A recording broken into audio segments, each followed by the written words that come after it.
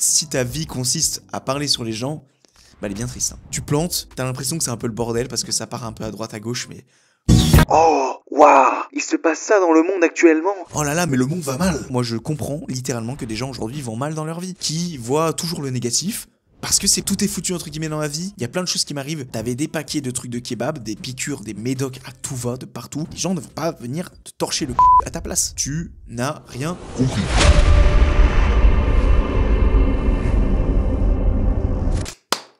Clap de départ les amis pour ce nouvel épisode de podcast intitulé En long, en large et en travers, présenté par Toms, et ce chaque semaine dans le but de te développer sur tes 5 piliers de vie. Business, environnemental, mental, physique et financier. Juste avant que l'épisode ne commence, à toi mon petit auditeur, si tu pouvais me faire une toute petite faveur, celle de mettre un 5 étoiles à la fois sur Spotify, mais aussi également Apple Podcast, mais aussi également Amazon Music, je crois que c'est possible maintenant. Bref, quelle que soit la plateforme sur laquelle tu écoutes cet épisode ou ce podcast de manière générale, sache que la seule manière de le soutenir, c'est de mettre ton meilleur 5 étoiles sur la plateforme. Également, tu peux mettre ton meilleur pouce bleu sur YouTube, si toutefois tu regardes la version vidéo et que tu me vois en train de parler avec mes cheveux qui sont complètement en bordel. Je ne ressemble à rien ce matin, mais bon, enfin, est-ce que j'ai déjà ressemblé à quelque chose? C'est la question qu'on se pose tous. Mais en tout cas, ce qui est sûr, c'est que tu peux t'abonner et mettre un pouce bleu. Malgré ma sale gueule, ça peut quand même le faire. Et puis, il y a une petite cagnotte aussi en commentaire. Alors, c'est vrai que, en commentaire, en description, pardon, j'en parle très rarement. Je sais même pas s'il y a des gens qui ont déposé quelque chose dessus, mais si toutefois tu veux soutenir le projet, sache que tu peux donner absolument la somme que tu veux. 1 euro, 10 euros, plus, moins, enfin bref, tu donnes absolument ce que tu veux si tu veux faire un geste et si tu crois en ce projet qui est celui de ce podcast, eh bien écoute, libre à toi mon ami, et puis n'hésite pas à me faire un retour à ce sujet-là et évidemment que je te repartagerai, que je te mettrai en avant dans les futurs épisodes, bref, je pense que c'est le minimum à faire. Ça fait super bizarre de reparler devant ce micro aujourd'hui. Ça fait 1 mois que je n'ai pas fait de podcast en solo, d'épisode de podcast en solo. C'est super bizarre. Même ça fait plus d'1 mois que je n'ai pas tourné ici, j'allais dire dans mon studio, mais slash dans ma chambre. D'ailleurs, j'ai changé un petit peu le setup. Toi qui regardes la version vidéo, qui a l'habitude de regarder, le micro est en bas cette fois-ci, parce que je pense qu'il y aura un meilleur son. Parce que d'habitude, il était sur le côté et je pense que le son n'était pas pris à 100%. Donc, j'espère que la qualité du son, du coup, sera meilleure pour toi. Et ouais, ça fait grave bizarre. J'ai un peu perdu le flow. Il s'est passé énormément de choses depuis la dernière fois que j'ai fait un solo qui avait duré 1/4 d'heure. J'avais tourné ça en extérieur. C'était l'épisode avant le numéro 100 avec Eric, où j'avais malheureusement perdu mon grand-père et du coup, je voulais extirper certaines leçons par rapport à ça. Et c'est là que ça s'est arrêté en fait. Après, il y a eu 2 semaines de pause. Ensuite, il y a eu l'épisode donc avec Eric qui est sorti. Donc moi, quand j'enregistre cet épisode, il est sorti seulement il y a 4 jours à peine. Donc il m'a pris énormément d'énergie. Et dis-toi que cette semaine, j'avais prévu normalement directement après avoir publié l'épisode avec Eric parce qu'il faisait que se repousser en fait. C'était hyper chronophage parce qu'il y avait énormément de boulot et j'ai sous-estimé le boulot qu'il y avait. Je me suis dit ouais cette semaine du coup je vais faire un épisode directement derrière celui de la sortie d'Eric. Comme ça je sors celui que t'écoutes actuellement mercredi et j'en ressens un autre dimanche parce que j'avais un autre duo qui avait été tourné et du coup comme ça je pourrais rattraper un petit peu mon retard. Parce qu'en gros si toi t'étais pas trop familier avec mon contenu, je suis très très pointilleux sur la régularité et sur tout ce qui est productivité, organisation, etc. Et il s'avère que chaque année, je me mets en place ce que l'on appelle des quotas essentiels. Donc en fait, si tu veux, c'est des quotas que je m'impose et que je suis obligé de respecter chaque semaine pour qu'à la fin de l'année, j'ai mon quota. Donc par exemple, typiquement, le podcast, le quota essentiel, c'est 1 par semaine. Pour qu'à la fin de l'année, j'en ai 52 de fait. Là, avec Eric, on a perdu 2 épisodes. C'est-à-dire qu'il y a 2 épisodes qui en fait, on a un retard sur 2 épisodes. Ce qui est un petit peu relou, ce qui est la toute première fois en 2 ans de podcast. J'ai toujours été régulier. Au début, je publiais 1 fois toutes les 2 semaines, mais je respectais à chaque fois ça. Et ensuite, c'était 1 fois toutes les semaines à partir de octobre 2023. Donc ça fait 1 an et demi en gros qu'on publie 1 fois par semaine. Et là, du coup, il y a eu un petit trou, mais je le savais. Je le savais que de toute façon, il y allait avoir au moins un qui allait sauter parce que je voulais me préparer suffisamment pour Eric. Mais il y a eu le souci de mon grand-père. Il y a eu plein de choses aussi qui se sont découlées par la suite. On va un petit peu parler de ça après. Il y a un timecode aussi toutefois dans la description. Si toutefois tu t'en bats avec un peu de ma vie et tu veux directement aller à l'essentiel qui est le sujet de ce podcast, libre à toi, t'inquiète pas, je peux tout à fait comprendre. Mais en tout cas, s'il faut parler un petit peu de ma vie au début, parce que moi, ça me fait du bien aussi. J'ai pas toujours l'honneur de faire ça, on dira. Et c'est pour ça que j'ai énormément de gratitude sur le fait d'avoir un podcast. Et toi qui écoutes, je te recommande vivement d'en avoir un aussi. Mais ça peut être un podcast privé que tu ne publies pas, mais qui est juste pour toi, dans lequel tu extirpes tes pensées, etc. Et comme ça, tu as un petit catalogue, une petite bibliothèque de toi, une espèce de journal intime vocal. Et je trouve ça hyper puissant en fait. Donc c'est pour ça que je suis hyper reconnaissant et hyper gratifiant de ça. En tout cas, s'il faut revenir sur le sujet d'avant, du coup, c'est vrai que Eric a un petit peu tout déréglé. Enfin, c'est pas Eric en lui-même, c'est moi parce que j'ai voulu vraiment faire les choses bien pour cet épisode. D'ailleurs, merci à celles et ceux qui m'auraient fait des retours à ce sujet. Ça m'a fait trop plaisir. Comme quoi, le travail a quand même été récompensé à sa hauteur, on dira, parce que c'est vrai que, honnêtement, je pense que s'il faudrait compenser aussi bien financièrement que au niveau du temps que j'ai mis et consacré et toute l'énergie, c'est clairement pas 500 vues qui vont rendre honneur à mon travail. Mais il faut retenir une chose, c'est que ce podcast, en fait, là on arrive sur la saison 2 du podcast. Actuellement, ça c'est le premier épisode de la saison 2. Ouais, yes. Road to the 100 épisodes pour passer ensuite à la saison 3. On verra, peut-être qu'on passera à la saison 3 avant. Mais je pense que je vais garder cette habitude de tous les 100 épisodes, on change de saison. Tu vois, comme ça à chaque fois. D'ailleurs, il y a peut-être eu une nouvelle petite... je pars dans tous les sens dans cet épisode. Il y a peut-être d'ailleurs une petite musique en début d'épisode là. Une petite nouvelle musique, c'est une personne qui me l'a faite. Donc j'ai demandé directement auprès d'un freelance de me créer ma musique, ma propre musique pour mon podcast. Elle est plutôt sympa, j'en suis plutôt content. Et puis voilà, peut-être qu'elle était au début, etc. Donc tu vois, saison 2, il y a un petit peu de nouveauté. Pas nécessairement de nouveaux concepts, ça viendra en cours de route, je pense. Les concepts qui sont le Wayam, le Smart Buzzer, le Fast Ride Challenge, le bocal à sujet, tous ces petits jeux qu'on met en place aussi bien en duo qu'en solo. Bon, on va éviter de faire un jeu avec un buzzer en solo, évidemment, on est d'accord là-dessus, mais pour le moment, on reste sur ces concepts-là. Je me mets bien moins la pression. Par exemple, tu vois, cette fin de semaine, là, on est vendredi à l'heure à laquelle j'enregistre cet épisode. Je devais normalement l'enregistrer mercredi. J'ai pas du tout eu le temps. Hier non plus, donc je trouve que le temps de faire ça ce matin. Et tu vois, demain, j'avais un duo de prévu avec un photographe animalier. Voilà, je dis ça comme ça, tu vois, parce que bon, est-ce que ça vaut vraiment le coup de cacher les choses et tout? Non, pas forcément, tu vois. C'est la MIF, ceux qui écoutent, donc ils ont le droit de savoir, enfin, tu as le droit de savoir ce que je prépare éventuellement en duo, tu vois. Et j'en avais un autre il y a 2 semaines qui était prévu mais qui a sauté aussi parce que c'est pile tombé pendant la sortie de l'épisode de Eric, euh, qui était avec un paléontologue. Enfin, c'est pas un paléontologue, c'est un directeur du musée de Toulouse de la préhistoire. Et du coup, ça s'est décalé aussi, en fait. Voilà. Ça s'est pas annulé, mais ça s'est décalé. Donc, c'est des gens que je dois recontacter pour qu'on puisse mettre ça en place et qu'on puisse décaler mais le rendez-vous. Mais en fait, le truc, c'est qu'en ce moment, j'arrive plus trop à me. J'arrive plus trop à me situer, en fait. Tu vois, je suis un petit peu perdu. Il y a plein de choses nouvelles qui sont arrivées dans ma vie, notamment un nouveau job. C'était prévu de toute façon, j'en avais un petit peu parlé avant, mais j'avais la chance d'être jusqu'à maintenant, durant 1 an et demi, de vivre grâce en partie aux allocations, parce que j'en avais eu le droit, parce que j'avais travaillé, etc. J'en avais profité pour passer ma formation Bayesian, ma certification l'année dernière, et ensuite j'avais donc décroché un taf à la suite de ça, mais qui était qu'un complément de revenu, donc il y avait des allocs qui étaient là pour compléter. Et là, du coup, puisque les allocs venaient à se supprimer depuis février, je devais trouver un plan B, évidemment, parce que bon, je suis de retour chez papa et maman, on dira, mais c'est pas une raison pour juste se contenter d'un faible salaire et de leur demander le reste, tu vois. Ça, c'est hors de question. Bien que, pour être tout à fait franc et transparent avec toi, ils m'aident parce que j'ai des parents qui sont absolument formidables et que j'ai énormément de chance d'avoir pour ça. Mais en tout cas, c'est pas une raison, donc j'ai décidé de trouver une seconde activité et il s'avère que cette seconde activité, ça, c'est enfin, moi, dans ma tête, littéralement, je me suis dit, tu vas être obligé d'aller faire un travail qui ne te plaît pas juste pour compléter tes fins de mois et pouvoir continuer à côté tout ce qui est la création de contenu, etc. Et j'ai trouvé quelque chose bien mieux que ça qui, tout simplement, correspond à ce que j'aime et surtout, je travaille pour quelqu'un que j'apprécie beaucoup. Et j'en dirai peut-être pas forcément plus pour le moment parce que je suis, entre guillemets, encore en période d'essai.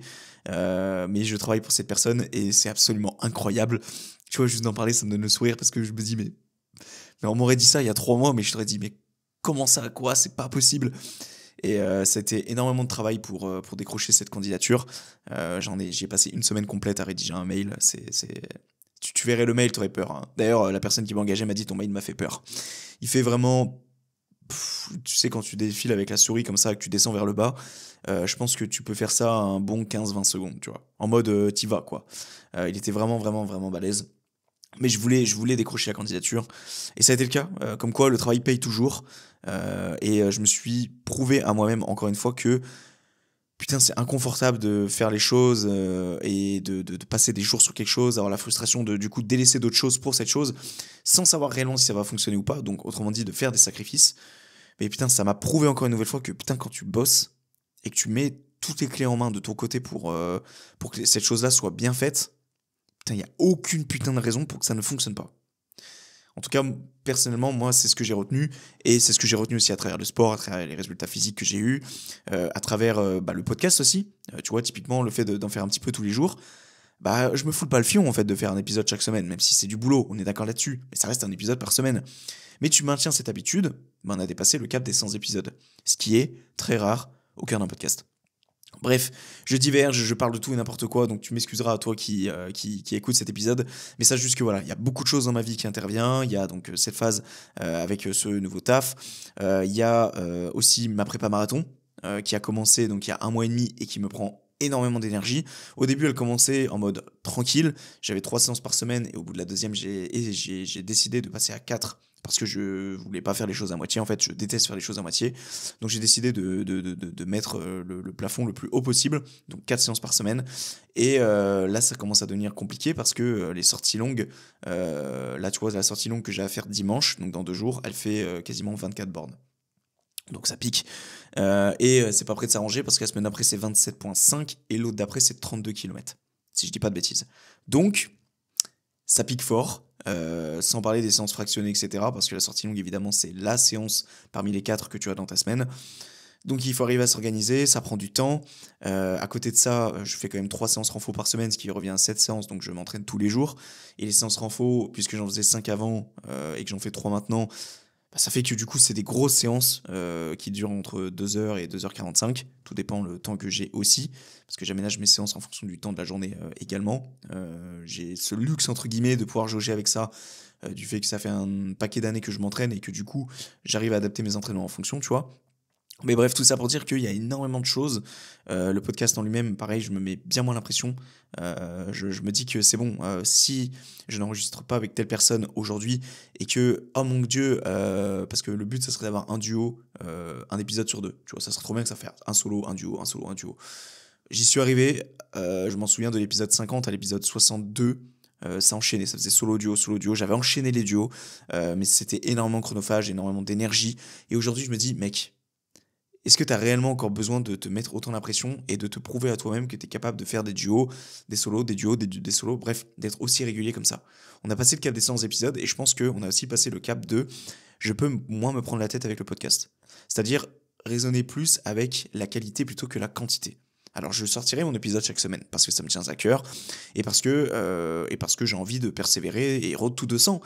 200, on a passé les 100 épisodes, bah maintenant on road to 200 épisodes, tu vois. Pour moi, ça me paraît tout à fait logique. Et en fait, ça me paraît tout à fait logique de dire road to 500 et road to 2000, en fait. Pourquoi? Parce que ce podcast, bien que parfois il me casse profondément les couilles quand je suis en train de monter et que ça prend une éternité et que derrière, t'as pas forcément le résultat.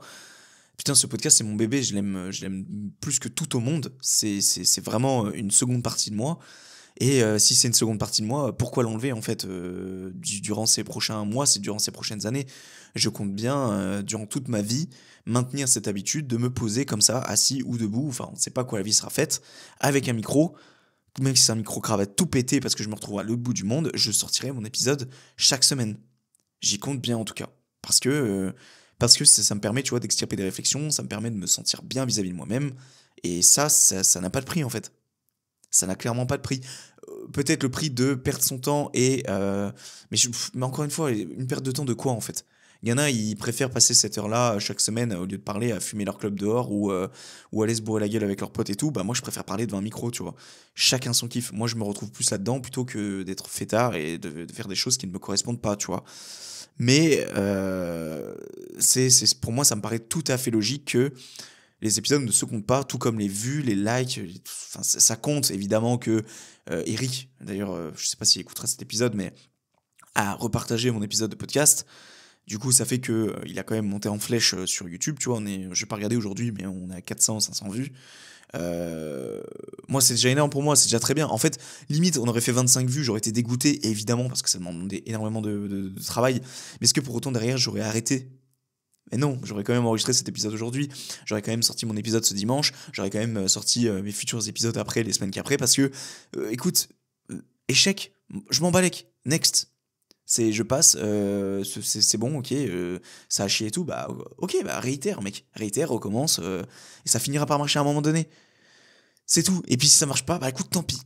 Moi, je garderai cette habitude de parler devant ce micro et d'animer la radio, le téléphone, les écouteurs de ces personnes qui m'écoutent régulièrement. D'ailleurs, elles sont de plus en plus nombreuses, pardon. Et puis, bah, je leur fais un bisou et un coucou à celles et ceux qui m'écoutent. Mais c'est vrai que moi, vraiment, c'est une thérapie. J'en ai besoin. Et aujourd'hui, j'ai fait un pacte avec moi-même sur le fait que je m'en branle littéralement, mais ça fait bien longtemps de ça, de ce que pourraient penser les gens, de ce que je fais. Parce que de toute façon, la preuve en est, hein, on aurait pu se foutre de ma gueule à l'époque. Je pense que même si c'est absolument pas le but, et que je m'en moque totalement de si c'est le cas ou non, mais je pense qu'il y en a, ils ont fermé leur bouche quand ils ont vu Eric Flag, épisode numéro 100, tu vois. Mais tu vois, comme quoi, c'est bien là qu'il faut retenir, on s'en branle littéralement de ce que les gens peuvent penser de toi, parce que derrière, ils se disent, mais en fait, putain, le con, ah, le con, il y est arrivé, en fait. Ah, il a réussi à faire quelque chose de son projet, de son podcast, de son entreprise, de ce que tu veux, de ce que la personne essaie de mettre en place et qui a été potentiellement critiqué pour ça. Ah, donc, ouais, non, franchement, la leçon de ça, c'est franchement, faites ce que vous avez envie de faire, parce que, putain, hein, quand tu t'en donnes la peine, bah, regarde, la preuve, ça en vaut la peine. Bref. Je te propose de commencer cet épisode vaguement, purement, du moins, on va rentrer directement dans le vif du sujet. Mais juste avant ça, voilà, s'il faut bilanter, nouveau travail, marathon très éprouvant, podcast éprouvant aussi, notamment par rapport à l'épisode 100 avec Eric qui est sorti, saison 2, et puis déjà ça c'est déjà très bien. Avec ça à côté, j'aimerais bien aussi un petit peu faire du tri et du rangement autour de moi, mais malheureusement le temps le permet pas, entre guillemets. C'est vrai que j'ai un petit peu perdu ces habitudes du ménage chaque dimanche et tout, parce que j'en trouve plus vraiment l'utilité en fait, alors que c'est complètement con parce que ça joue sur mon mental au quotidien. Mais en tout cas, ce qui est sûr, c'est que voilà, il y a des nouveautés, il y a des choses, c'est trop bien. En vrai, j'aime bien ma vie actuellement, je kiffe ma vie même. C'est un peu éprouvant parfois, et parfois je me remets beaucoup en question. Mais j'ai cette chance de rester debout et de tenir malgré tout, et de rester persévérant, en ayant toujours cet espoir qu'un jour, putain, je me réveille, je marche, je cours, bref, et que ce moment-là, je me dise, putain, mec, t'as fait le taf. Aujourd'hui, t'es tranquille, t'as créé ta liberté. Et je dirais pas que t'as plus rien à faire, etc. Parce que j'aurai toujours quelque chose à faire. Et là, ça, c'est quelque chose dont on va parler dans l'épisode. Mais putain, t'auras cette chance que les choses se fassent par automatisme, parce que t'auras créé ces habitudes au quotidien, et que tu te sentiras utile dans ce que tu fais. Bref, j'ai bien conscience que j'ai pas la vie de tout le monde, et que parfois je peux être un peu perçu comme un extraterrestre, mais moi ça me va, mais à 100%. Je m'en bats royalement les cacahuètes d'être perçu comme une personne qui est différente, qui est bizarre, ou j'en passe. Parce que moi, je vis pour moi avant tout, et puis les gens peuvent ouvrir leur bouche comme ils ont envie de le faire. Écoute, si ta vie consiste à parler sur les gens, bah elle est bien triste. Hein. Je sais pas, remets-toi en question à un moment donné, quoi. Je veux dire, si ton but unique, c'est de constamment critiquer les personnes qui t'entourent ou les personnes que tu vois, bah alors soit tu t'ennuies profondément dans ta vie pour le faire, soit c'est parce que tu as des problèmes réels dans ta vie à toi, mais plutôt que d'avoir cet inconfort d'aller les régler par toi-même, bah tu préfères aller t'occuper de la vie des autres, parce que c'est bien plus facile. Ah, c'est bien plus facile d'aller critiquer les autres. C'est bien plus facile d'aller critiquer la vie et les projets d'un tel ou un tel plutôt que de se poser assis et de réfléchir sur sa propre vie. Ça, c'est bien connu. C'est pas pour rien que quand tu vas dans un groupe de personnes toxiques, tout le monde parle sur le dos de tout le monde. Parce que il n'y en a pas un qui est foutu de prendre du recul suffisant sur sa vie. Moi, pour moi, en tout cas, c'est sûr, si tu prends du temps pour critiquer les gens d'une manière non constructive, c'est que tu as une vie pour moi qui est mais d'une tristesse absolue. C'est que pour moi, tu n'es pas suffisamment assez occupé dans ta vie, / stimulé, pour que tu puisses prendre suffisamment... En fait, t'es pas suffisamment stimulé dans ta vie actuelle pour que tu puisses passer suffisamment de temps dessus pour justement ne pas avoir ce temps-là pour critiquer les autres. Je sais pas si je me fais comprendre, mais en gros, moi je critique très peu. Dès lors que je critique, j'essaie de prendre un maximum de pincettes, toujours en commençant ma phrase par je ne connais pas la vie de la personne, ou je ne sais pas ce qu'elle vit dans sa vie, ou ce n'est pas pour lui casser du sucre sur le dos, tu vois. Je commence toujours par ce genre de choses parce que je déteste en fait critiquer les gens. Sauf si je suis vraiment énervé, je suis dans un mauvais jour et tout, mais c'est très rare. Parce que je me dis toujours, de toute façon, il y a un truc qui s'appelle le karma, et ça finira par te tomber dessus à un moment donné, à toujours critiquer, et puis en plus de ça, sur le moment, t'as l'impression que ça te soulage, mais en fait, ça te renvoie juste l'image vis-à-vis de toi-même que t'es malheureux dans ta vie, en fait. Donc à toi de réfléchir, est-ce que ça vaut vraiment la peine de critiquer, ou alors est-ce que ça vaut la peine plutôt de prendre suffisamment de recul et de se concentrer essentiellement sur ta vie à toi, et pas sur celle des autres. Bref, commençons cet épisode après 21 minutes, c'est super. Celles et ceux qui auront le timecode seront heureux de l'avoir, je pense, parce qu'on aura vraiment blablaté. Mais sache que c'est toujours ça, de toute façon, au début d'épisode, bon là, un petit peu plus que d'habitude quand même, parce que ça faisait un moment que j'avais pas parlé en solo et que j'avais un petit peu besoin d'extérioriser quand même, parce qu'il y a quand même pas mal de choses à dire, et parce qu'encore une fois, moi, ça me permet d'extérioriser, et ça me permet aussi de me sentir bien vis-à-vis de moi-même. Bref, ce que j'ai retenu à 24 ans, c'est le sujet de cet épisode. J'ai eu 24 ans il n'y a pas si longtemps. Happy birthday Thomas. Voilà, j'ai eu 24 ans il y a 2 semaines. Mon anniversaire s'est passé comme un jour normal. Je suis parti courir mon 20 km ce jour-là. J'ai bossé un petit peu le matin, enfin l'après-midi ou le soir, je sais plus, et la journée s'est terminée quoi. Il n'y a pas eu nécessairement de teuf ou quoi, désolé. Je suis allé faire un resto avec mes parents une semaine après, si, quand même. Mais en tout cas, le jour en lui-même n'a pas changé de d'habitude, hein, parce que moi, en soi, mon quotidien me va. Donc que ça soit le jour de mon anniversaire, le jour du nouvel an ou tout, je m'en contrefous en fait.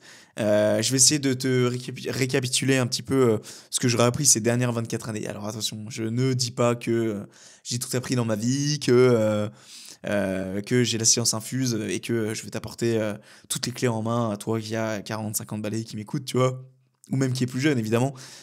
Absolument pas, je n'aurais pas la prétention de dire que j'ai tout appris et que j'ai tout compris.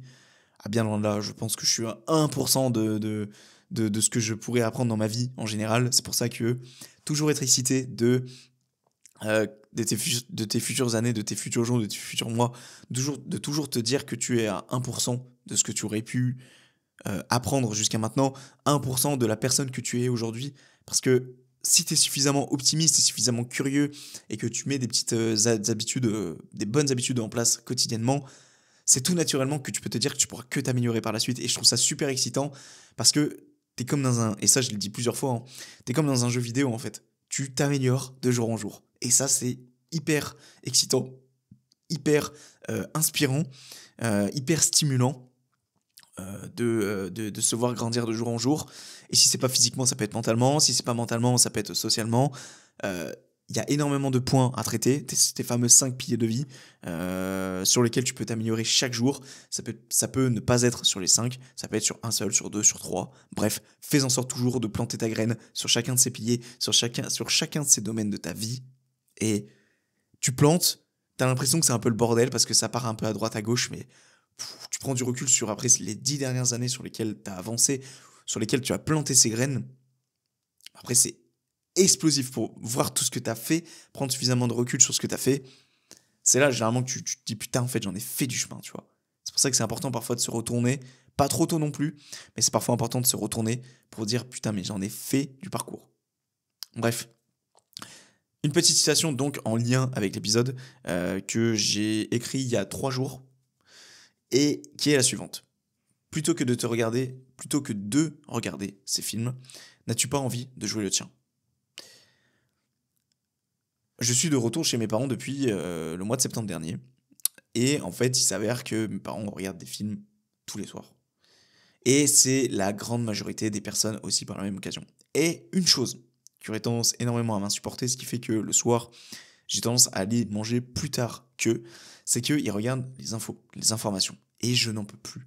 Je te jure, à toi qui me regarde ou qui m'écoute, hein, je n'en peux plus, en fait. Cette voix de la personne là qui parle. Aujourd'hui, j'avais fait un... D'ailleurs, suis-moi sur Instagram pour ça. J'avais fait un short un petit peu en coup de gueule avec ça, en imitant la voix de la personne, parce que c'est juste insupportable. Vraiment, ça m'insupporte. En fait, je n'ai pas les mots, comment les gens se font moutoniser, je sais pas comment on dit, comment les gens se font bercer, comment les gens se font manipuler par les médias. C'est des moutons devant une télé, en fait. Moi, j'ai l'impression de voir des moutons devant une télé et qui sont là, la bouche ouverte, comme ça, à mâcher, tu vois, et à faire « Oh, waouh, il se passe ça dans le monde actuellement. Oh, waouh, mais c'est grave. Oh là là, mais le monde va mal. » Moi, je pense que surtout ce qui va mal, c'est justement de t'infliger toute cette merde, en fait. Parce que tout est mis en place, tu vois. Moi, je suis là, j'arrive à prendre du recul suffisamment par les médias. Tu vois, je regarde sans regarder. C'est-à-dire que je regarde sans rentrer dans leur délire à la con, en mode tout est grave, tout est foutu. Surtout, je prends du recul sur la mise en scène, tu vois, sur ce qui est mis en place pour faire flipper les gens. Et en fait, mais ils sont hyper forts. Ils sont hyper smart. En tout cas, suffisamment pour faire avoir les gens qui, justement, se rendent pas compte de tous ces petits éléments. Musique un peu dramatique, musique un peu suspense. La voix qui fait « Aujourd'hui, à 14h14, une personne s'est fait poignarder. » Directement, il commence par un sujet qui fort, tu vois. Poignard, arme, explosion, guerre. Tu vois, ils utilisent vraiment des mots-clés importants. Et puis ensuite, il montre aussi des images qui sont un petit peu violentes, un petit peu floutées, tu vois, pour attirer la curiosité. Bref, tout est mis en place pour que tu restes du début jusqu'à la fin. En fait, c'est comme une vidéo YouTube. Il faut que la rétention soit la meilleure possible, du début jusqu'à la fin. En fait, les médias, c'est du business. C'est uniquement pour que tu regardes tout et que tu puisses aller regarder les pubs aussi entre pour qu'ensuite tu ailles plus consommer et j'en passe. On est dans une putain de société de consommation avec cette putain de télévision qui reste allumée constamment et qui te bousille le cerveau. Mentalement parlant, moi je comprends littéralement que des gens aujourd'hui vont mal dans leur vie. Qu'aujourd'hui il y a des gens qui font des crises de panique pour rien. Parce qu'il y a des gens aujourd'hui qui sont frustrés, qui voient toujours le négatif, parce que c'est pas étonnant. Tu regardes de la merde, tu tises de la merde tous les soirs à 20h devant la télé, soi-disant pour ton bien, pour connaître l'actualité dans le monde.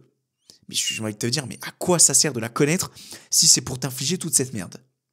Parce que si tu prends du recul, qu'est-ce qui te sert véritablement là-dedans? Il n'y a que du négatif. Qu'est-ce que ça va changer à ta vie de toute façon? Si demain t'es pas un homme politique, qu'est-ce que tu vas aller changer à toutes ces choses? Absolument rien.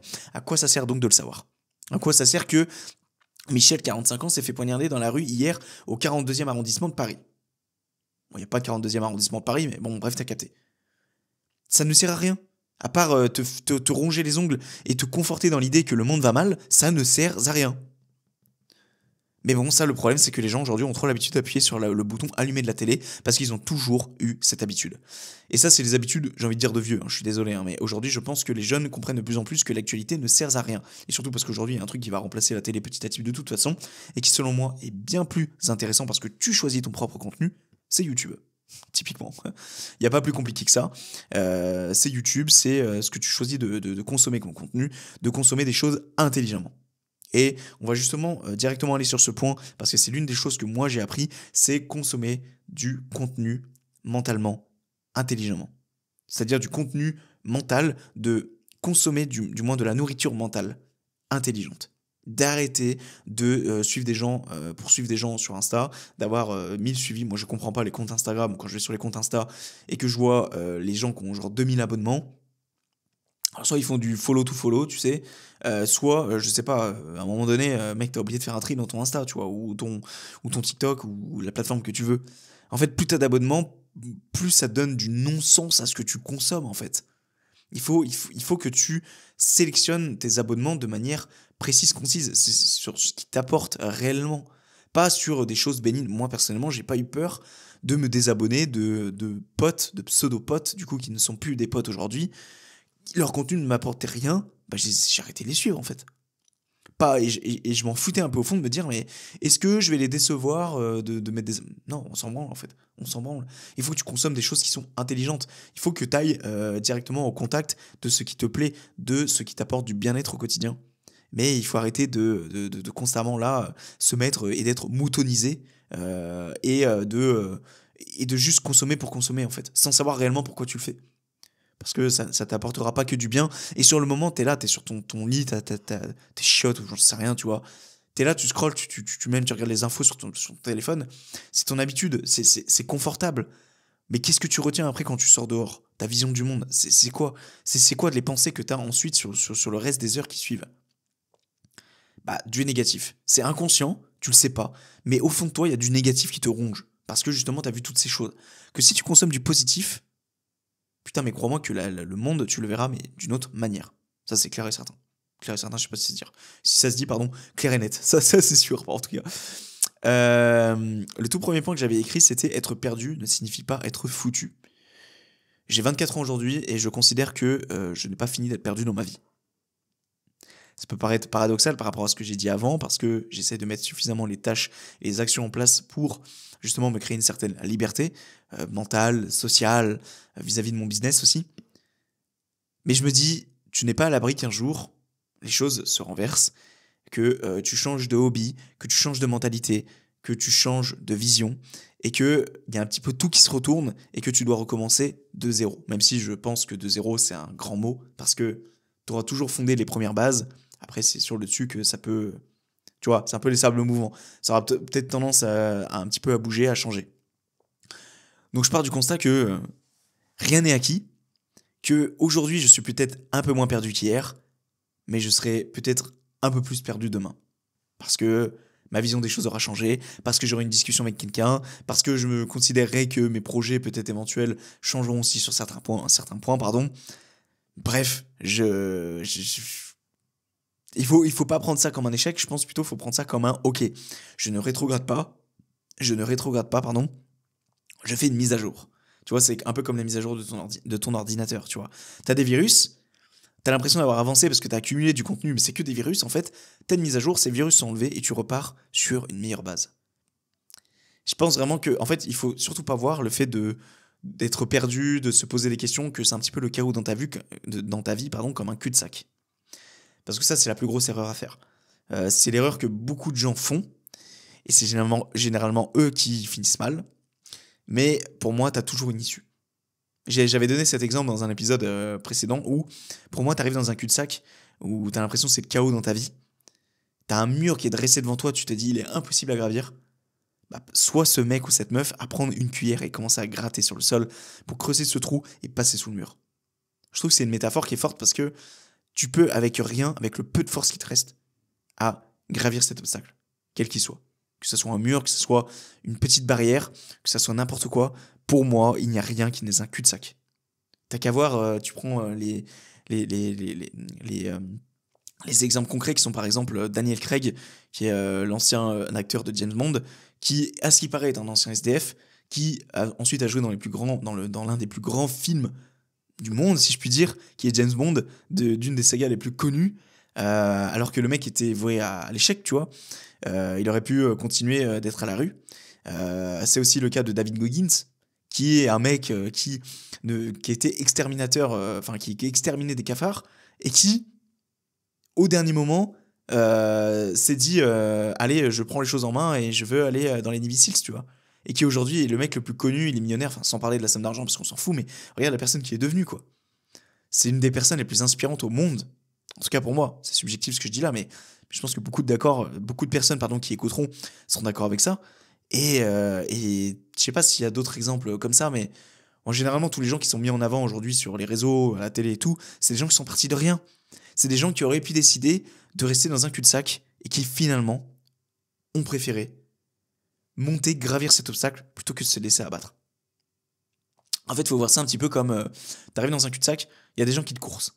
T'arrives dans un cul-de-sac et t'as le choix entre essayer de gravir le mur pour essayer d'esquiver ces personnes en question qui te veulent du mal, ou alors attendre, te retourner et attendre que la personne approche de toi et te fasse du mal parce que t'en as décidé ainsi, tu vois. Alors que t'aurais pu essayer de te battre à gravir cette chose, ce mur en question qui était devant toi, pour essayer justement de t'en sortir. Alors évidemment, si t'as un mur qui touche le plafond et que t'as pas d'autre issue, bon bah désolé, la métaphore est peut-être un petit peu bancale par rapport à ce que j'aurais dit là, mais t'as compris l'idée.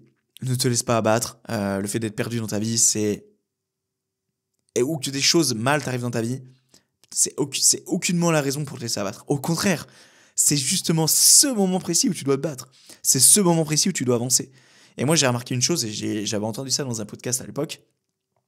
Moi, ce que je trouve drôle, c'est que c'est dans les moments de chaos que tu avances le plus. C'est le moment où il t'arrive le plus de merde dans ta vie que tu prends conscience qu'en fait, ça ne vaut pas la peine de réfléchir, il faut avancer. Parce que justement, si tu te laisses cette malchance de réfléchir ou de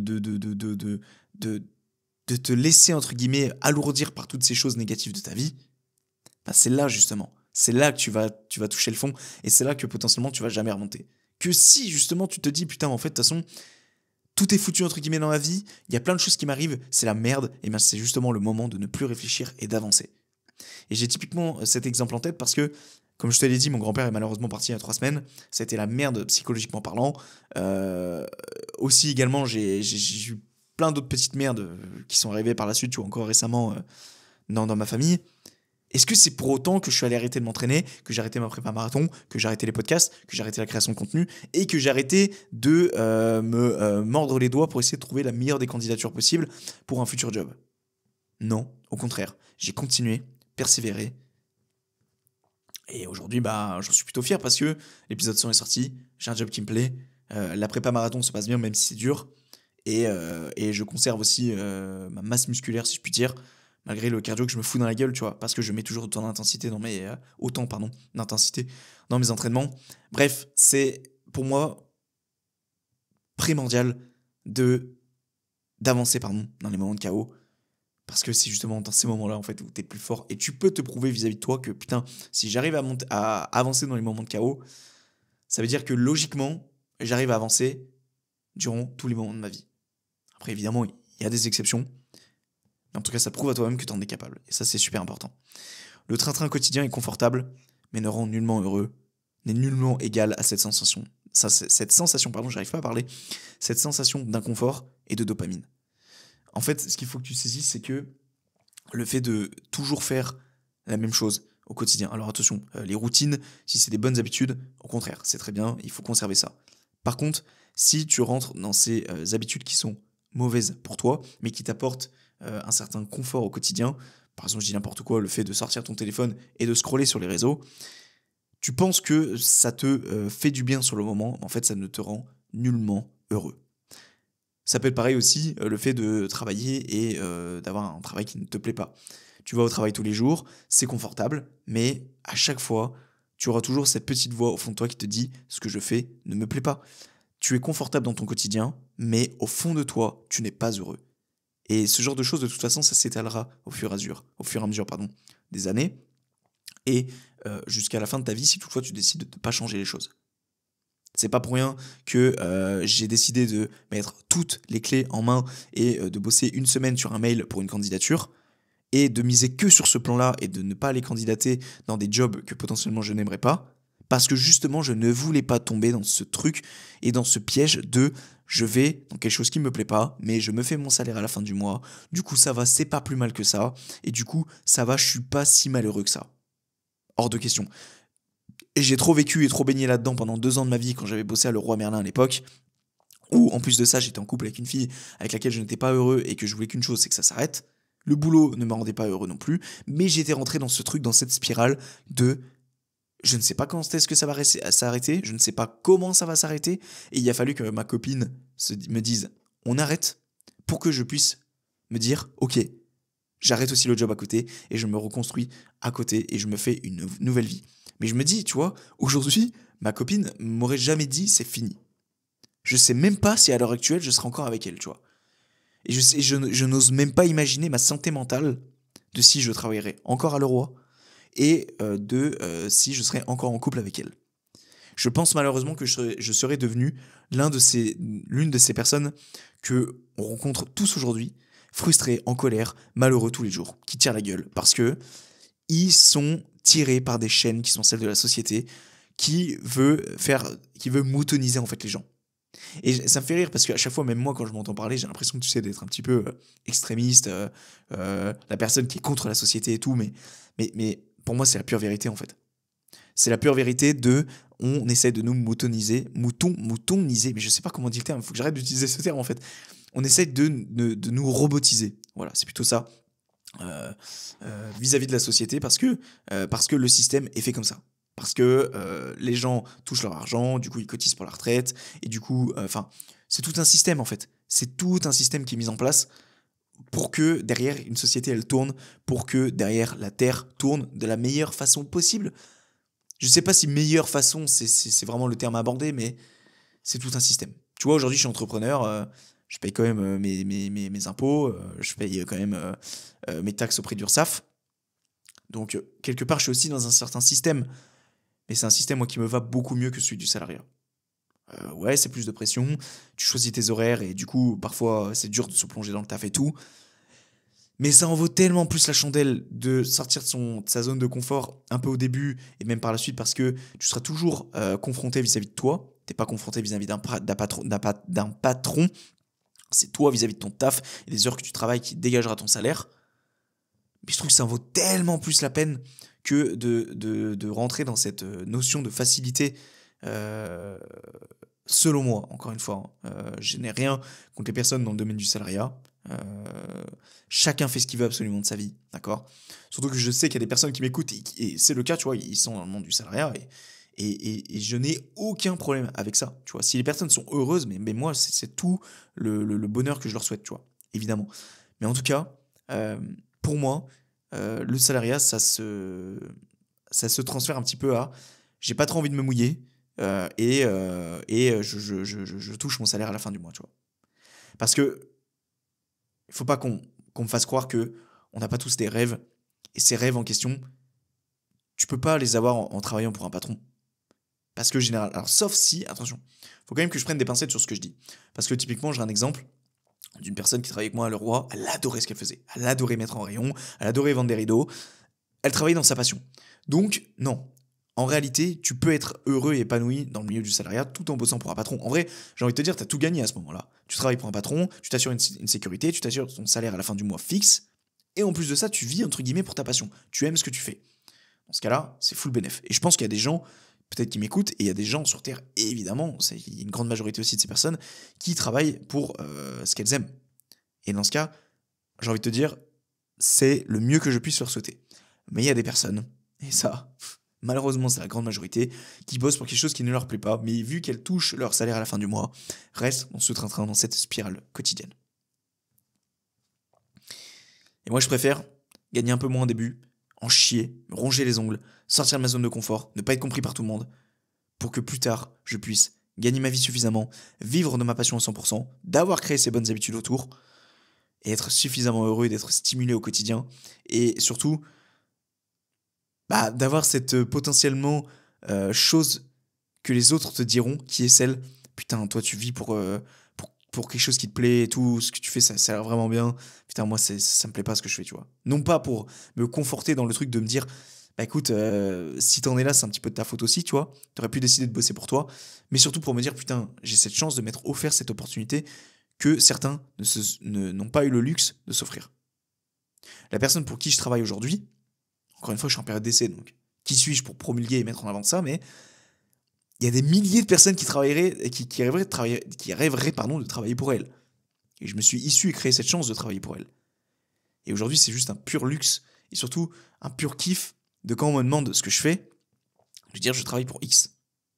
Sachant que je travaille pour une autre société, je ne sais pas si j'en avais déjà parlé avant, mais une société de coaching, mais qui est un complément de revenu. Donc du coup, depuis que j'ai décroché ma certification Bayesian, je bosse pour elle depuis juillet dernier. Et en plus de ça, donc je bosse pour la seconde personne. En fait, je suis en freelance. C'est-à-dire que je bosse à mon compte. pour ces personnes en question. C'est du service à la personne, en fait, si tu préfères. Bref, on blablate beaucoup trop là, il y a beaucoup... Bon, au pire, si j'ai pas le temps de terminer, on fera une partie 2, j'en sais rien, mais bon, ça m'embêterait un petit peu quand même. Donc on a perdu, le fait d'être perdu ne signifie pas être foutu. Le train-train quotidien, personnellement, n'est pas fait pour moi. Moi, je le sais, j'ai besoin de bouger, je l'ai vu quand j'étais à l'appartement. D'ailleurs, ça peut être quelque chose qu'on peut parler. Bon, ne te force pas à faire les choses pour les autres dans le but de te donner une image qui n'est pas la tienne. Cela dénature ta véritable personnalité. Ça, c'est quelque chose que j'ai beaucoup appris, mais que j'ai encore un peu de mal à faire de temps en temps.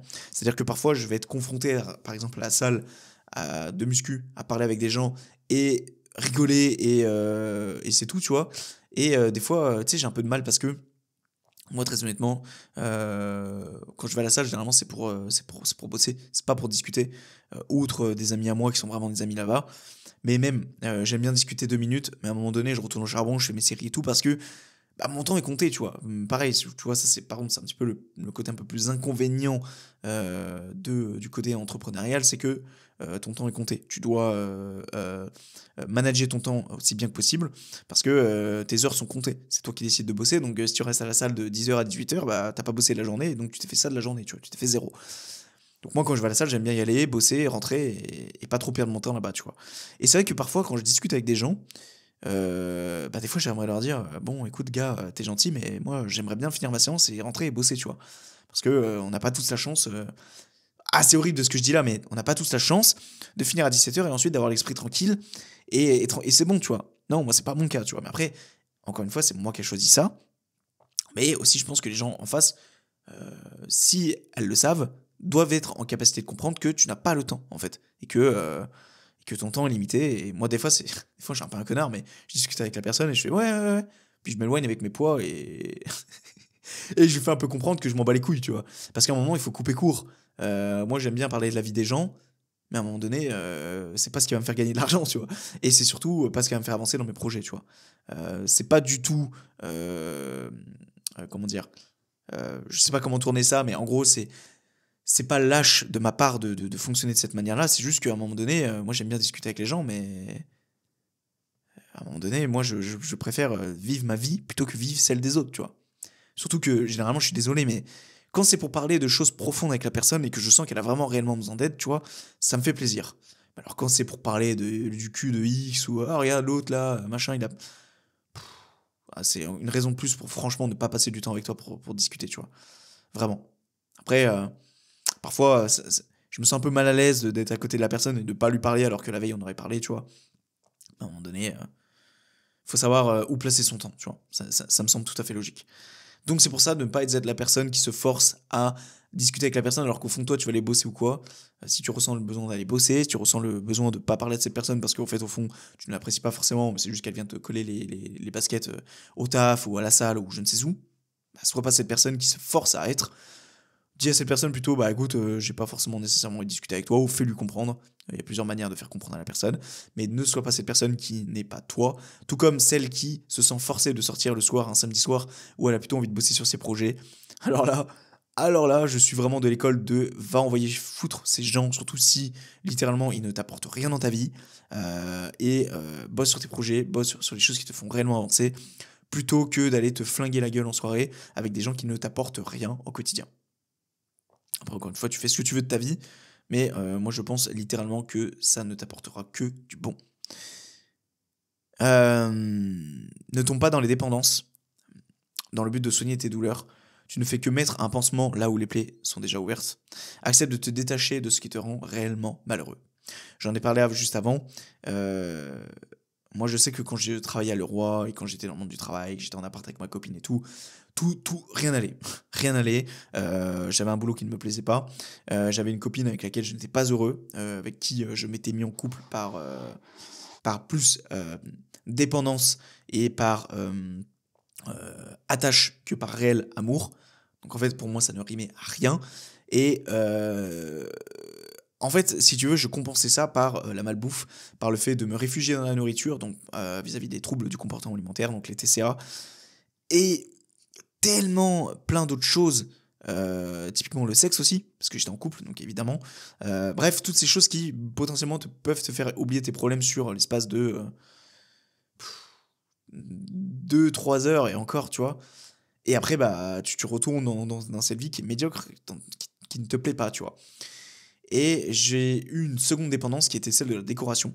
Alors ça peut paraître un petit peu bizarre dit comme ça, mais quand j'étais à mon appart, en fait, j'étais tellement pas heureux que je camouflais mes problèmes à travers l'achat d'objets, l'achat de matériel. Bref, comme beaucoup de gens aujourd'hui, j'ai encore l'impression de voir un petit peu des fois mes darons acheter plein de choses et tout. J'ai envie de leur dire, mais est-ce que ça va vraiment vous être réellement utile en fait tout ça, tu vois? Est-ce que c'est vraiment la solution à votre bonheur? Encore une fois, chacun voit midi à sa porte. Et moi, je pense réellement que à partir du moment où tu sens que tu es extrémiste dans quelque chose, que tu dépenses beaucoup d'argent dans des choses qui, en plus, au fond de toi, tu sens que ça ne t'apporte rien, que ça va t'apporter du bonheur sur 2-3 heures, 2-3 jours max, et qu'après tu es de nouveau malheureux, et que tu vas retomber dans cette combine de recommander des choses, bref, de reconsommer des choses qui ne sont pas nécessairement saines pour toi, même au niveau de l'alimentation. Si tu sens derrière que tu es de nouveau malheureux et tout, mais que tu retombes dedans malgré tout, parce que ça t'apporte une certaine satisfaction éphémère, ah bah, sache que tu vas droit dans le mur. Et que là, littéralement, tu tombes dans ce que l'on appelle des dépendances. Et que la meilleure chose à faire pour justement enlever ces dépendances, c'est de te détacher de ce qui te rend réellement malheureux. Est-ce que la personne avec qui tu es et avec qui tu vis, elle est pas stable ou que tu ne l'aimes pas forcément, c'est plus de la tâche personnelle. Dans ce cas, c'est plus de la dépendance et c'est peut-être plus cette chose-là qui te rend malheureux. Ça peut être aussi peut-être potentiellement le fait d'avoir cet appartement ou cette maison qui te prend une trop grosse charge mentale. Ça peut être aussi également le fait d'être dans un cercle d'amis qui ne t'apporte rien au quotidien. Ça peut être aussi le fait de faire un sport en club qui ne te plaît pas. Ou ça peut être aussi également le fait de par exemple, mettre beaucoup d'argent de côté, que ce soit sur ton livret A ou dans des investissements. Tu dépenses toute ta thune là-dedans, en fait au final ça ne t'apporte rien. Ou tu dépenses toute ta thune dans des accessoires, dans des vêtements, qui au final ne t'apportent rien non plus au quotidien. Toutes ces choses en question, tu peux t'en détacher. Tu peux te dire à un moment donné, j'arrête de trop m'acheter de fringues, j'arrête de vivre avec cette personne, j'arrête ce boulot qui ne me plaît plus et je trouve un plan B, même s'il faut accepter pendant un moment que ça sera peut-être un petit peu compliqué. Mais ce sont ces choses-là, en fait, au final, derrière, qui te rendront réellement heureux. Pas toutes ces satisfactions éphémères que tu te serais autorisé durant ces périodes où tu étais justement dans cette phase un petit peu malheureuse, où tu étais dépendant de certaines choses pour oublier tes problèmes. La dépendance, c'est que éphémère. Ça ne t'apportera rien sur le long terme. Et en plus, généralement, plus le temps passe, plus ces dépendances deviennent dures à enlever et ça deviendra plus compliqué pour toi de remonter la pente. J'ai un exemple typique. Mon voisin du bas, à l'époque quand j'étais à mon appart, au début il est arrivé, il fumait un peu en appart et tout. Après il a commencé à fumer autre chose que des clopes. Ensuite il a commencé à se bourrer la gueule. Ensuite il a commencé à laisser tous ses détritus dans son appart, à jeter tout dehors. Sa cour c'était rempli de canettes de bière. On voyait même plus les graviers tellement il y en avait. En vrai j'abuse, mais pas tant que ça. En plus j'ai des photos, je pourrais les mettre ici en image, mais ça va pas apporter grand chose. Sa voiture c'était un bidonville. Littéralement. Alors qu'au début, ce mec-là en question, sur son siège droit du conducteur, il y avait juste un seul paquet de clopes. À la fin, sa voiture, t'avais des paquets de trucs de kebab, des piqûres, des médocs à tout va, de partout. On ne voyait même plus les sièges. Parce que les choses se sont accumulées et les mauvaises habitudes aussi. Comme quoi, la dépendance, ça n'a rien de bon. Et ça ne t'apportera rien de bon sur le long terme. Nourris-toi intelligemment mentalement, on en a parlé. Le sport est la seule thérapie efficace au monde. Est-ce que c'est vraiment réellement important de revenir là-dessus? Je ne pense pas. Si toi qui m'écoutes ou qui me regarde ne fais toujours pas de sport et qui hésite à en faire ou qui se dit que ça ne sert à rien parce que c'est une perte de temps, tu n'as rien compris. Pour moi, le sport, c'est la seule vraie thérapie. C'est la seule thérapie qui fonctionne chez tout le monde. Parce que on a ce que l'on appelle la dopamine qui intervient après l'entraînement, et ça, personne ne peut y échapper. Personne ne peut y échapper. Tout le monde connaît ce sentiment de bien-être après le sport. C'est pour ça que c'est une thérapie universelle. Tout le monde aura ce sentiment de bien-être après le sport, après une activité physique. Alors oui, ça peut être le sexe, mais le sexe, c'est pas forcément nécessairement la bonne chose, parce que ça peut être aussi une dépendance. Il peut aussi avoir une dépendance au sport. On est d'accord là-dessus, mais c'est rare. C'est très rare. Je connais très peu de personnes qui sont dépendants au sport. Je connais beaucoup de personnes qui sont dépendants à la cigarette, à l'alcool, et j'en passe. Donc, s'il y a bien une chose qui te rendra plus heureux au quotidien, c'est le sport. Et ça te fera gagner en inconfort, ça te fera gagner tu gagneras petit à petit ce sentiment d'inconfort qui est au final un sentiment de confort. Parce que oui, sur le moment tu douilles, oui, sur le moment c'est inconfortable, oui, sur le moment tu craches tes poumons, oui, sur le moment t'as envie de chialer, oui, sur le moment t'es pas bien, tu vois, tu te dis mais qu'est-ce que je fous là? Et surtout, pourquoi je fais ça? Tu vois, tu pourrais te poser cette question en fait, pourquoi tu t'inculpes cette douleur? Mais cette douleur en question, il faut comprendre une chose. Elle est temporaire. Elle ne dure peu de temps. En tout cas, par rapport à tout le sentiment de bien-être que ça pourrait t'apporter par la suite. Donc, fais du sport à toi qui m'écoutes et arrête de te trouver des excuses. Même si c'est juste 20 minutes, tu auras ce sentiment de dopamine après. Si ça soit pour courir, faire des pompes, des tractions, ce que tu veux, je m'en fous. Fais du sport quotidiennement, une fois tous les 2 jours. Bref, pratique une activité régulière. Je pense qu'on nous bassine bien assez avec ça à la télé, la fameuse. Et c'est pour ça que c'est vraiment super, super important. Même si c'est pour faire quelque chose pour t'entretenir ou quoi, on s'en fout. Pratique une activité physique.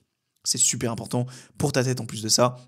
Et tu verras qu'il y a beaucoup de problèmes dans ta vie qui n'en sont pas, oui. Quand tu auras fait ton effort, tu te rendras compte qu'en fait, tous ces petits problèmes du quotidien, c'est bénin. Et souvent, généralement, la solution, tu la trouves quand tu fais le sport. On en avait parlé avec Cyril durant l'épisode numéro 97 que je t'invite à aller regarder, qui était avec un vétérinaire au zoo de la Flèche à Angers. Le sommeil est si important qu'il n'en vaut pas la peine de le sacrifier. Ça, c'est quelque chose que j'ai appris, notamment ces derniers mois, à éviter de se coucher à des points d'heure. Alors, Boris, qui je pense écoutera cet épisode, m'avait fait une recommandation de sujet d'épisode qui était sur celui du sommeil. Oui, je le ferai. Promis, Boris, je le ferai.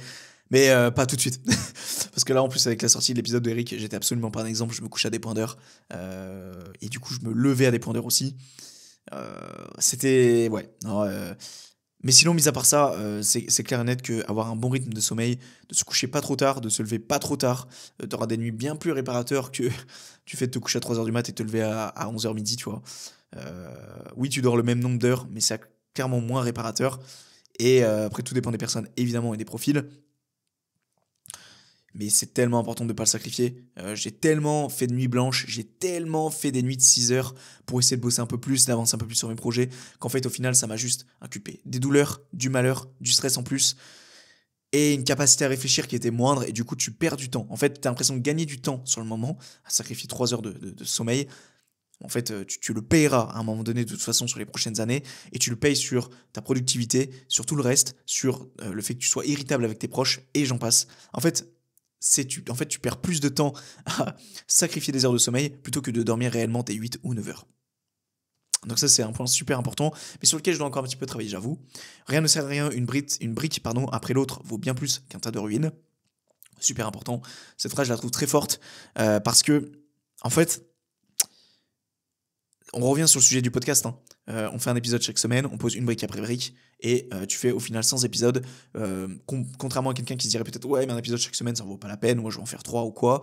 Même chose pour quelqu'un qui fait son lit, ouais ça peut paraître bateau, mais faire son lit c'est super important, parce que c'est la première brique de la journée pour ensuite en poser d'autres dessus, parce que tu te seras prouvé à toi-même que tu l'auras fait, et ça peut être aussi également le fait d'aller courir 10 km, ou pardon 10 minutes plutôt que 50, parce que tu auras quand même travaillé un minimum ton cardio, tu te seras prouvé à toi-même que tu auras pu faire cet effort d'aller courir, plutôt que de rester le cul sur ta chaise à ne rien faire, et après, continuer potentiellement de procrastiner, donc arrêter de faire du sport, mais aussi également te décevoir vis-à-vis de toi-même. Donc rien ne sert à rien, toutes les petites actions que tu fais au quotidien, même si elles durent 5 minutes, tu les fais. Si c'était 50 minutes, tu fais 5 minutes, bah écoute, c'est beaucoup mieux que quelqu'un qui ne fait rien du tout. Parce que tu auras renforcé cette habitude, tu auras renforcé cette action, et surtout, tu auras renforcé le fait que, ok, je suis peut-être un peu déçu de moi sur le fait d'avoir fait moins, mais j'ai pas rien fait. Et ça, pour moi, c'est beaucoup plus fort que quelqu'un qui s'autoriserait de louper 1 ou 2 fois quelque chose par-ci, par-là, et qui, au final, généralement, abandonne par la suite. Si tu aimes ce que tu fais, alors tu auras toujours du travail. Ça, c'est... Ça, il faudrait que je la relise plusieurs fois. Mais je pense que limite, je vais l'instaurer, je vais la noter. J'ai un petit tableau en liège à côté, là, je vais la mettre dessus. Parce que T'auras constamment du travail si tu aimes ce que tu fais. T'auras jamais du temps libre si tu aimes ce que tu fais. Ou du moins, tu t'accorderas jamais ce temps libre que tu voudrais t'accorder si tu aimes ce que tu fais. Parce que t'es stimulé au quotidien. Tu fais constamment des choses qui te plaisent. Donc à partir de là, t'auras constamment du travail. Tu pourras constamment aller dire, et ça c'est quelque chose que j'ai encore du mal, hein, et c'est d'ailleurs l'un des derniers points, c'est tes proches. Moi j'ai toujours ce truc de ouais, j'irai voir mes proches quand... Ta gueule. Ta gueule. Ta gueule. Genre juste t'auras toujours du taf en fait. T'auras toujours du taf. T'auras toujours des choses à faire. Alors oui évidemment il y a des moments qui sont un peu moins propices que d'autres. Cette semaine typiquement je devais aller voir ma grand-mère. J'ai pas eu le temps. Si, non, réellement, j'ai pas eu le temps parce que l'épisode d'Eric m'a pris jusqu'à mercredi. Ensuite, je dois tout faire en 5 jours, ce que j'étais censé, même en 4 jours, ce que j'étais censé faire en 7 jours. Alors oui, c'est moi qui m'inculpe ça. Mais je l'ai décidé. Et surtout, c'est des choses que je sais que quand j'ai une semaine normale, je peux avoir un minimum de temps libre à côté. Donc, il faut juste que je laisse le courant passer, cette semaine passée, qui est un petit peu difficile, etc. Pour que ensuite je puisse, moi, de mon côté, apprendre le temps nécessaire pour aller voir mes proches, tu vois. Et d'ailleurs, c'est l'un des derniers points. Dire je t'aime et pas se faire ta main autour du cou. Il sera trop tard dans 5 ans. Ça, c'est quelque chose, et je ne vais pas nécessairement en reparler, je te renvoie à l'épisode 99, sur lequel je prends typiquement l'exemple de mon grand-père, que je n'ai pas pris le temps d'aller voir de fin octobre à début janvier, alors qu'ils sont littéralement à 30 secondes à pied de chez moi, et qui malheureusement est décédé. Et que je m'en suis, et je m'en suis, et je m'en veux toujours en fait. Même si ma grand-mère m'a persuadé de ne pas voir les choses comme ça, je pense qu'il y aura toujours ce truc un peu au fond de moi de me dire non, t'as merdé là. T'as clairement merdé, surtout que j'avais littéralement 5 minutes pour aller les voir, quoi. Et j'aurais pas eu ce sentiment amer de maintenant à me dire mec, t'aurais pu aller voir ton grand-père, qui malheureusement est parti, et aujourd'hui, c'est malheureusement trop tard. Voilà. Donc important, à toi qui m'écoute, qui me regarde, dis-leur je t'aime et passe ta main autour de leur cou. Parce que il n'y a rien de plus fort que ça, je pense. Sincèrement. Et enfin, absolument personne ne fera les choses à ta place. Un exemple concret. T'es une grand-mère, t'as la chance d'avoir tes petits-enfants. Ou t'as la chance d'avoir tes enfants, qui sont là pour t'assister, qui sont là pour te donner à manger, et j'en passe. Mais à un moment donné, te lever de ton lit, mettre l'effort nécessaire pour le faire, il n'y a que toi qui pourras le faire. Et évidemment, je prends l'exemple de la grand-mère, mais évidemment qu'il y a des gens qui sont pas mobiles et qui ont besoin d'aide et qui sont dans des centres spéciaux. On est d'accord là-dessus. Mais n'importe qui, tu prends n'importe qui sur Terre, il n'y a que toi qui te décidera de te lever de ton pied le matin. Il n'y a personne qui viendra te tirer le pied, qui viendra te tirer le bras pour te dire maintenant tu te lèves et tu fermes ta gueule et tu fais ce que tu as à faire dans ta journée.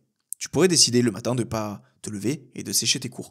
Tu pourrais décider de ne pas te lever et de te prendre 3 jours auprès de amélie.com, auprès de ton boulot, et faire genre que t'es malade, tu vois, pour ne pas aller au taf parce que t'as pas envie, parce que t'as la flemme.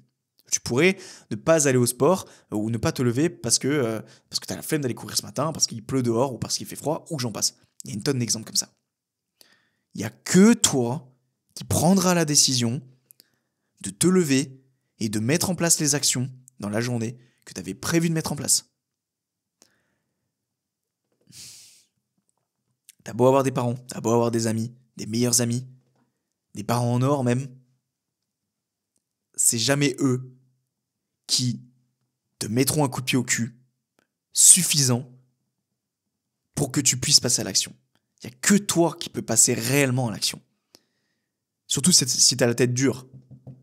Surtout si tu sais, t'as ce truc, t'écoutes pas trop les personnes, t'es surtout dans ton truc, t'es focus, etc. Et en fait, ouais, la plupart des gens sont têtus. Hein. La plupart des gens écoutent eux avant d'écouter les autres. Donc à partir de là, si c'est toi et toi seul qui peut te donner cette opportunité de passer à l'action, mais mec, quand ton réveil il sonne, c'est pas quelqu'un d'autre à ta place qui va venir l'éteindre et te réveiller. Évidemment, j'ai une envie de pisser les amis, il est temps que l'épisode se termine. Hein. C'est clairement un exemple qui peut s'attribuer à plein de choses. Après évidemment, tes parents, si tu te lèves pas à midi, ils peuvent venir retourner ton lit, tu vois. Petite dédicace à mon père qui avait fait ça à l'époque, quand il en avait marre que je me levais à des points d'heure, il retournait mon lit. Mais sinon, outre ça, aujourd'hui, quand t'es dans la vie d'adulte et que t'es pour beaucoup de gens tout seul, quand ton réveil sonne, c'est toi qui vas l'éteindre, c'est toi qui vas te lever, c'est toi qui vas aller à la douche, c'est toi qui vas aller au taf, c'est toi qui vas aller au sport, c'est toi qui vas mettre les actions nécessaires en place. C'est personne d'autre qui va le faire à ta place. C'est personne d'autre qui va prendre le contrôle de tes jambes pour aller à la salle. C'est personne d'autre qui va prendre ton mental en main pour prendre ta douche froide le matin. C'est personne d'autre qui va prendre ta main ou tes mains pour faire la cuisine parce qu'il faut manger tous les jours. C'est toi. C'est toi qui dois passer à l'action. C'est toi qui dois prendre cette décision de le faire. Personne ne fera les choses à ta place. T'as beau être accompagné par tes proches, etc. Il y a un moment donné, de toute façon, dans ta journée où tu te retrouveras seul. Évidemment, il y a des cas qui sont spéciaux, mais les gens ne vont pas venir te torcher le cul à ta place. À un moment donné, désolé d'utiliser des termes comme ça, mais c'est toi qui dois mettre les actions en place. C'est toi qui dois convaincre et qui dois surpasser, du moins, cette flemme au quotidien. Ouais, j'ai la flemme. Mais attends pas que quelqu'un vienne te donner la motivation pour ne plus l'avoir parce que tu vas attendre longtemps, mon ami. C'est toi qui dois mettre les choses en place, c'est toi qui dois mettre des œillères et avancer en direction de là où tu vas aller. Évidemment, il y en a qui ne sont pas aussi extrêmes, il y en a qui ne se prennent pas aussi autant la tête dans la vie, évidemment, mais même pour les choses bénignes, et je vais le dire, les choses que ça concerne tout le monde, les tâches rudimentaires, se faire à manger, faire le ménage, faire le plein de sa voiture, faire le nettoyage de sa voiture, toutes ces choses, faire ses soins, ces trucs, bref, les tâches rudimentaires. À un moment donné, personne va venir laver tes cheveux à ta place, personne va venir te raser à ta place. Ce sont des choses que tu dois faire et que personne d'autre va faire à ta place. Voilà les amis, épisode super long, je savais pas qu'il allait durer autant longtemps, pour moi il allait être torché en 25 minutes, mais les 25 minutes c'est le temps qu'on a pris pour raconter notre vie. J'espère que ça t'a plu, en tout cas ça me fait plaisir de revenir dans le game, j'espère que toi aussi. On reviendra la semaine prochaine pour un épisode en duo, je sais pas si j'aurai le temps de le monter ou pas, mais en principe si, normalement d'ici dimanche prochain ça devrait le faire. Je monte sur Paname dans 2 semaines. Je suis un petit peu stressé, il faudra que je prépare tout ça. Donc c'est pour ça que je vais pas mettre trop la pression. Là, je vais mettre sur pause les interviews que j'avais prévues éventuellement par visio avant, pour que je puisse préparer ça. Et pour justement aller tourner. Je monte sur Paris pour tourner. Ça va être trop bien. J'ai trop hâte. Et en plus, je remonte sur Paris pile un mois après, pour aller courir le marathon de Paris, putain. Je suis trop excité, mais en même temps, je suis méga stressé. Il y a plein de choses organisées et tout. Donc, de toute façon, on fera un épisode dédié à ma préparation, à comment ça s'est déroulé. Je pense que je sortirai l'épisode la veille du marathon. Je sais pas trop comment ça va se dérouler. Quoique, le marathon... Ouais, bah oui. Je pense que je sortirai l'épisode le dimanche. Je le programmerai. Puisque le dimanche 13 avril, je cours le marathon. Et bien, le dimanche 13 avril, je sortirai mon récap de course. Enfin, pas mon récap, mais mon comment on appelle ça, mon bilan un petit peu de comment s'est déroulé ma prépa. Comme ça, le dimanche d'après, je pense que je sortirai directement mon récap de course que je ferai à chaud après à l'hôtel, ou je sais pas trop comment ça va se passer. En tout cas, ce qui est sûr, c'est que les amis, les aventures ne font que commencer. Donc, à toi qui regarde ou qui écoute cet épisode, mets ton meilleur 5 étoiles. On bloque à 29 étoiles, putain, sur Spotify, les gars. Oh. Faisons l'effort de passer à 30 au moins, quoi. C'est fou avoir un chiffre rond, tu vois. C'est frustrant d'avoir 29. Et de mettre ton meilleur pouce bleu sur YouTube. De t'abonner aussi, ça serait bien qu'on atteigne les 400 abonnés sur YouTube si c'est pas fait d'ici le jour où tu écoutes ou tu regardes cet épisode. Bref, on grandit de jour en jour, les aventures sont pas terminées, ce n'est que le début. Et je te fais plein de bisous à toi qui me regarde ou qui m'écoute, et puis on ne fait pas ça pour la fame. J'ai oublié le dicton de fin, putain. On ne fait pas ça pour la fame, mais pour le kiff et pour le plaisir. Non, on ne fait pas ça, oui c'est ça, on ne fait pas ça pour la fame, mais pour le kiff et pour le plaisir, et c'est un épisode qui est gravé à jamais dans les fins fonds d'internet. La bise, et à très bientôt.